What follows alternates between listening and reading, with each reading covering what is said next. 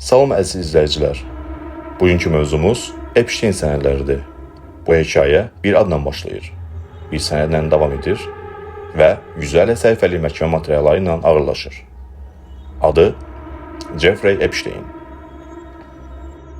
1953-cü ilin yanvarın 20-sində New Yorkun Brooklyn bölgəsində anadan olmuş bu şəxs rəsmi olaraq maliyyəsi kimi tanınırdı. Orta məktəb bitirdikdən sonra qısa müddət kollec təhsili aldı, lakin diplom almadan oradan ayrıldı. 1970-ci ilin əvvəllərində New Yorkda xüsusi məktəbdə riyaziyyat müəllimi kimi çalışdı. Daha sonra maliyyə sektoruna keçdi. 1980-ci illərdə Jeffrey Epstein & Co. adlı şirkətin qurucusu oldu. Korporativ qeydlərdə şirkətin qeydiyyatı mövcuddur. Lakin şirkətin investisiya strukturu, aktivlər mənbəyi və əməliyyat mexanizmi heç vaxt geniş ictimai hesabatlarda ətraflı açıqlanmadı. Bu qeyri-şəffaflıq sonradan mediada və hüquq müstəvisində tez-tez müzakirə edildi. 1990-cı illərdən etibarən Epstein New Yorkun Manhattan bölgəsində çox milyonluq malikanəyə sahib idi. Daşınmaz əmlak reyestrlərinə görə həmin bina ABŞ tarixində fərdi şəxsə məxsus ən bahalı yaşayış obyektlərindən biri idi.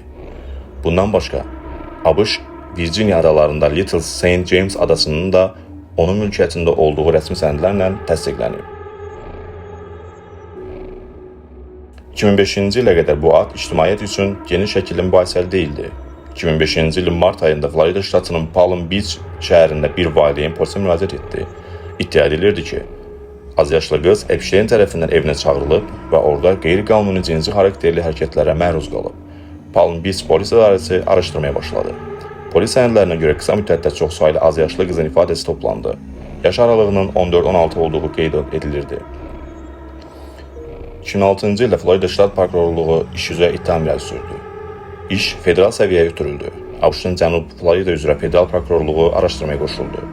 Həmin dövrdə federal prokuror vəzifəsində Alexander Acosta çalışırdı. 2008-ci ildə federal səviyyədə Non-Prosecution Agreement, yəni federal ittihamdan imtina razılaşması imzalandı.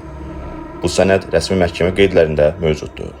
Razılaşmaya əsasən Epstein federal ittihamlardan azad edildi. Florida ştatındakı maddə üzrə günahını etiraf etdi. 18 ay həbs cəzası aldı. Faktiki olaraq təxminən 13 ay həbsdə qaldı. Work Release proqramı ilə günün böyük hissəsinin həbsxanadan kənarda keçirilməsinə icazə verildi. Bu razılaşma sonradan ciddi tənqidlərə səbəb oldu. ABŞ Ədliyyə Nazirliyinin baş müfəttişinin ofisinin 2020-ci il hesabatına qeyd olundu ki, zərərçəkmişlər federal razılaşma barədə əvvəlcədən məlumatlandırılmamışdı. Bu, Crime Victims Rights Act qanununun pozuntusu kimi qiymətləndirildi. 2008-ci ildən sonra Epstein azadlığa çıxdı və ictimai fəaliyyətini davam etdirdi. O, müxtəlif tanınmış şəxslərlə sosial əlaqələr saxlayırdı. Bu şəxslərin bir çoxu ilə bağlı sonradan mediada suallar yaransa da, yalnız məhkəmə qərarları ilə təsdiqlənmiş faktlar hüquqi dəyərə malikdir. 2018-ci ilin noyabrında The Miami Herald qəzetinə jurnalist Julia Brown tərəfindən geniş araşdırma dərc olundu. Bu araşdırma 2008-ci ilin razılaşmasının detallarını və zərərçəkmişlərin ifadələrini yenidən gündəmə getirdi. Nəşr ictimai təzyiqi artırdı. 6 iyul 2019-cu ildə Epstein New Jersey ştatında saxlanıldı. ABŞ-ın Cənub New York üzrə federal prokurorluğu ona qarşı azyaşlıların insan alveri və cinsi istismarı ittihamı irəli sürdü. İttihamnamədə 2002-2005-ci illər aralığında baş verdiyi iddia edilən hadisələr qeyd olunmuşdu. O, New Yorkdakı Metropolitan Correctional Center həbsxanasına yerləşdirildi. 10 avqust 2019-cu ildə Epstein kamerasında ölü tapıldı. New York şəhər baş tibbi ekspertiza idarəsi ölüm səbəbini asılma nəticəsində intihar kimi rəsmi qeydə aldı. Bu rəy açıq şəkildə dərc olunub. 2023-cü ildə ABŞ Ədliyyə Nazirliyinin baş müfəttiş hesabatında ciddi nəzarət pozuntuları təsdiqləndi. Təhlükəsizlik kameralarının bir hissəsi işləmirdi, nəzarətçilər protokola riayət etməmişdi. Lakin hesabat qəsdən öldürülməklə bağlı sübut tapılmadığını bildirdi. Epstein ölümü ilə cinayət işi tam bağlanmadı. Onun uzun müddətli əməkdaşı kimi təqdim olunan Ghislaine Maxwell 2020-ci ildə həbs edildi. 2021-ci ilin dekabrında New York Federal Məhkəməsi onu azyaşlıların insan alverində iştirak etməli təqsirli bilindi.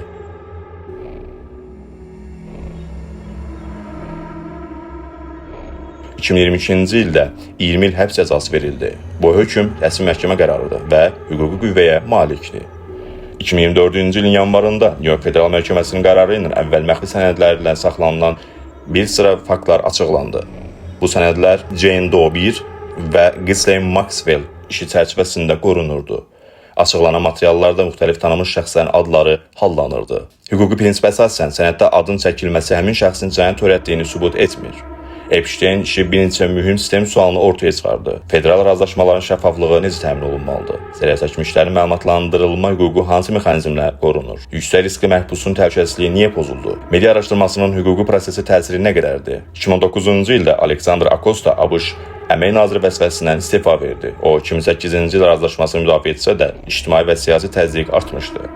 Bu iş ətrafında çoxsaylı fərziyyələr və sui-qəsd nəzəriyyələri yayılsa da, rəsmi hesabatlarda yalnız sübut edilmiş faktlara əsaslanır. ABŞ Ədliyyə Nazirliyi və Baş Müfəttiş Ofisi ölümün intihar olduğunu və qəsdən öldürülməyə dair sübut tapılmadığını açıqlayıb. Jeffrey Epstein işi hüquqi tarixdə sistem zəifliklərini göstərən hadisə kimi qeyd olunur. Bu hadisə göstərdi ki, güc və nüfuz hüquqi prosesləri mürəkkəbləşdirə bilər. Eyni zamanda media və ictimai nəzarət mexanizmləri prosesi yenidən hərəkətə gətirə bilər. Eyni zamanda media və ictimai nəzarət mexanizmləri prosesi yenidən hərəkətə gətirə bilər. Bu hekayə bir insanın həyatı ilə başladı. Amma nəticədə o, sənədlərin, qərarların və hüquqi mexanizmlərin hekayəsinə çevrildi. Açıq qalan suallar hələ də var. Lakin açıq qalan sualların cavabı yalnız sənədlərlə tapıla bilər. Fakt budur. 2008-ci ilin mübahisəli razılaşma bağlandı. 2009-cu ildə federal ittiham irəli sürüldü. 10 avqust 2009-cu ildə ölüm rəsmi olaraq intihar kimi qeydə alındı. 2021-ci ildə Ghislaine Maxwell təqsirli bilindi. 2024-cü ildə məhkəmə sənədlərinin bir hissəsi açıqlandı. Bu faktlar hüquqi sənədlərlə təsdiqlənib. Hekayə dramatikdir. Amma dramatik olduğu üçün deyil, sənədlərlə sübut olunduğu üçün ağırdır və hüquqi tarix göstərir. Sənəd gec açılar, amma açıldıqda susmur. Epstein ölümü ilə bağlı rəsmi tibbi rəy açıqlandıqdan sonra ictimai etimad məsələsi gündəmə gəldi. 2009-cu ilin avqustunda ABŞ Ədliyyə Nazirliyi Federal Həbsxanalar Bürosunda daxili araşdırma başlandığını elan etdi. 2023-cü ildə yayınlanan baş müfəttiş hesabatında qeyd edildi ki, nəzarətçilər məhbusun yoxlanılması proseduruna əməl etməyib, sənədləşmə saxtalaşdırılıb və təhlükəsizlik kameralarının bir hissəsi işləməyib. Hesabatda sistemli idarəetmə və nəzarət çatışmazlıqları göstərildi, lakin qəsdən öldürülməklə bağlı sübut tapılmadığı bildirildi. Başqa bir hüquqi proses yönəldi.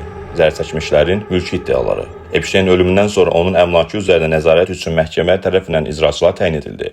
2020-ci ildə Epstein Victims Compensation Program adlı kompensasiya proqramı yaradıldı. Rəsmi açıqlamalara görə proqram vasitəsilə yüzlərlə müraciət qəbul edildi və 100 milyonlarla dollar məbləğində ödənişlər həyata keçirildi. Bu fakt proqramın administratoru tərəfindən açıqlanmış rəsmi hesabatlarda göstərilib. Digər mühüm istiqamət isə beynəlxalq əlaqələr idi. Epsteinin ABŞ-dan kənarda daşınmaz əmlaki və əlaqələr mövzudu idi. ABŞ Virginia adalarında onunla bağlı maliyyə araşdırmaları başladıldı.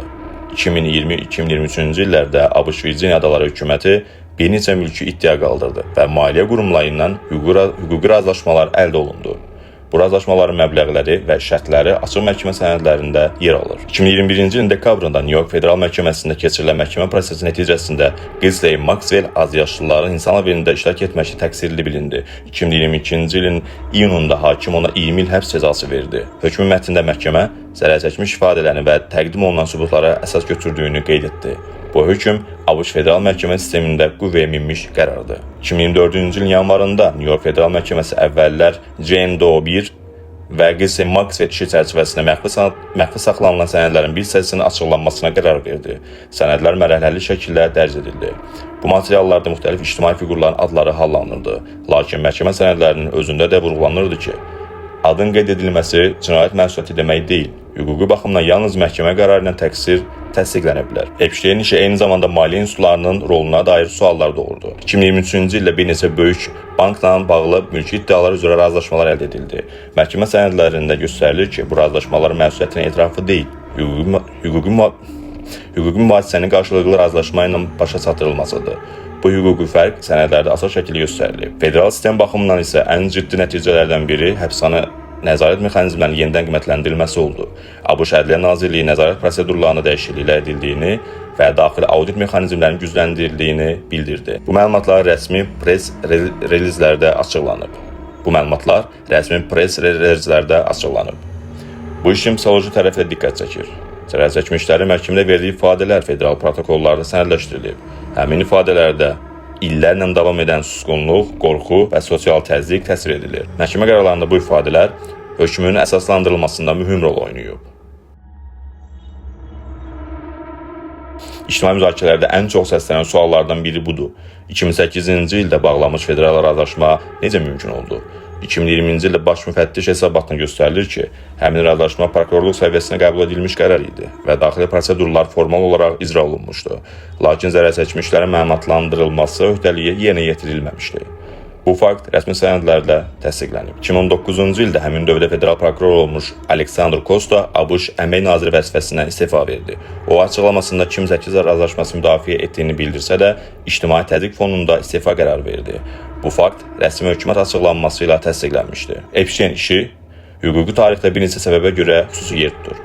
Birincisi, federal ittihamdan imtina razılaşmasının miqyası və məxfiliyi. İkincisi, zərərçəkmiş hüquqlarının pozulmasına bağlı rəsmi hesabat. Üçüncüsü, federal həbsxana sistemində təhlükəsizlik pozuntularının təsdiqi. Dördüncüsü, beynəlxalq maliyyə və daşınmaz əmlak araşdırmaları. Bu hadisə göstərdi ki, hüquqi proseslər uzun illər davam edə bilər. 2005-ci ildə başlayan ilkin istintaq 2004-cü ildə də hüquqi və maliyyə müstəvisində nəticələr doğurmaqda idi. Sənədlər ağırdı, tarixlər konkret.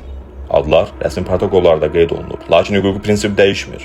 Təqsir yalnız məhkəmə qərarı ilə müəyyən edilir. Epstein işi bir fərdin hekayəsi olmaqdan çıxaraq, hüquqi sistemin gücünü və zəifliyini eyni anda göstərən nümunəyə çevrildi. Media araşdırmaları, məhkəmə prosesləri və baş müfəttiş hesabatları ilə birlikdə hüquqi mexanizmin necə işlədiyini və harada işlənmədiyini nümayiş etdirdi. Və nəticədə ortaya çıxan mənzərə budur. 2005 ilkin polis istintaqı, 2008 federal razılaşma və ştat səviyyəsində məhkumluq, 2018 media araşdırması ilə işin yenidən gündəmə gəlməsi, 2019 federal ittiham və ölüm, 2021 Ghislaine Maxwell'in təqsirli bilinməsi, 2023 həbsxana sisteminə dair baş müfəttiş hesabatı, 2024 məhkəmə sənədlərinin açıqlanması. Bu xronologiya rəsmi sənədlərlə təsdiqlənir. Hekayə dramatikdir, amma dramatizmi fərz edən yox, sənəddən gəlir. Tarix göstərir, sənədlər susmur. Onlar gec açılır. Amma açıldıqda hüquqi və ictimai nəticə doğurur. Bugünkü videomuz bu qədər. Gələn videoda görüşənədək. Sağ olun.